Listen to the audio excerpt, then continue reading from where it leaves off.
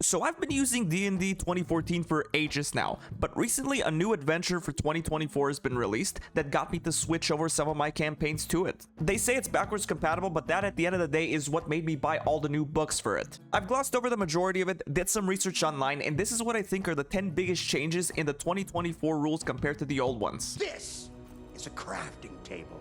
There weren't really any set rules on crafting magic items, which left the community to do some speculation here and there on what the rules were. Now you actually have detailed guides on what you need and how much time you need to spend in order to make your magical items. In the base player's handbook, you have potions of healing and scribing spell scrolls, pretty standard. But in the Dungeon Master's Guide, it actually expands into magical items. It tells you what tools you need to craft a category of magic item and even assumes you might have some assistance helping you too. For the upper rarity magic items, I think you got your work cut out for you, but it's nice to see them actually being clarified.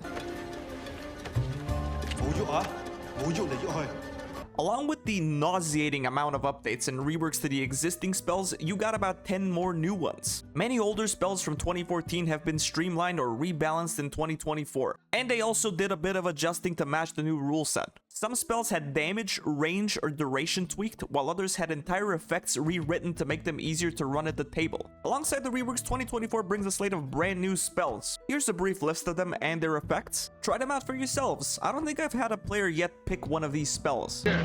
Pretty well organized for the middle of nowhere. In the 2024 rules glossary, it's got a bit more organization to it, and it's formatted so you can find your information faster. I personally only have the online versions of these books, so I'm not really privy on how they look like as a physical copy. But if it's anything similar to what I'm seeing online, it's a step up. Look at the segments here. You got a category inside a category inside a category. You can filter through so much stuff to come to the exact point of the book that you want.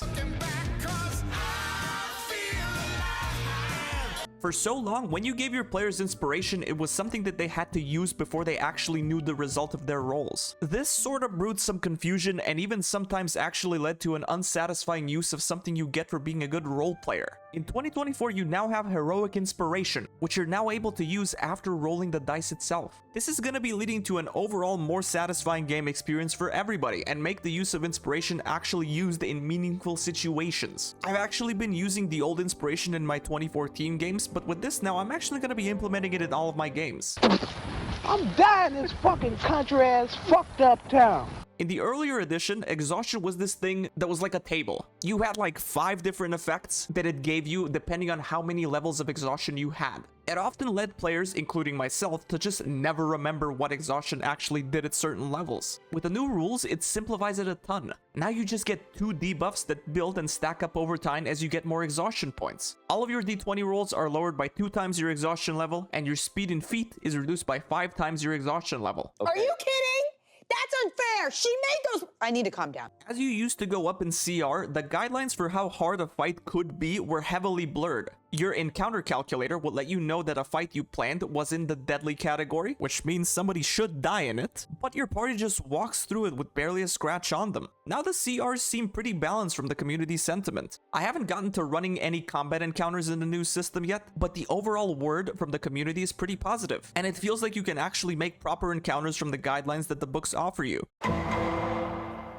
If you didn't already know what they were, feats were an optional mechanic you can choose to take at certain levels instead of getting an ability score improvement. Now they are ingrained in your character. You now get a feat at level 1 based on what background you choose. You may get the tough feat if you want to be a farmer, or the alert feat if you want to be a guard. I looked them over and they are pretty thematic to the profession you choose. And now there's different types of feats too. The fighting styles that martial classes get are now classified as feats. There's of course general feats that you can take from levels 4 and up, but now you got these things called epic boons that you can take at level 19. But of course, good luck getting there. These spike you in power level. Not that you needed it, but it's always a handy thing to get. Some of them include a boon that lets you turn an attack into a hit, teleport after attacking, or add a bonus to yourself or your allies if you fail a d20 test. And yes, that's what they're calling the checks now. Good overhaul. I like it.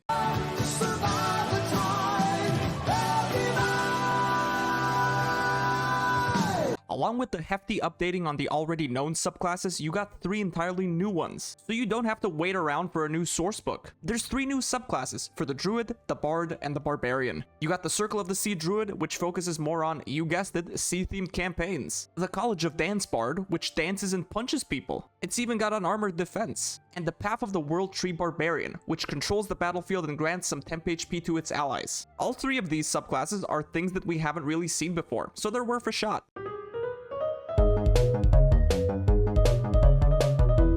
You got changes to pretty much every single class in the game. It's got quality of life as well as some buffs. Barbarians can get their rage to last longer. You can use Bardic Inspiration after you know if the roll failed. Druids can actually talk in wild shape. And a ton of rogue features getting their level minimum lowered. You get the idea. From the community chatter, the general vibe is that most classes feel stronger and more flexible without breaking the game. You'll probably still have your favorites, but nothing feels like a waste of a pick anymore. See this scratch?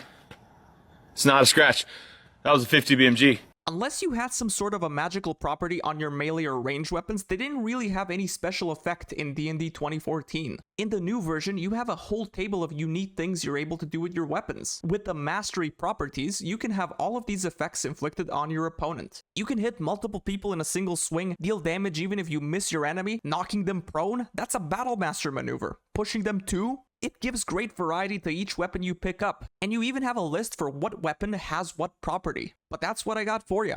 Thanks for watching. If I come up with some new things to let you know about, I'll make another one of these videos. But to whoever's still watching, have a good one.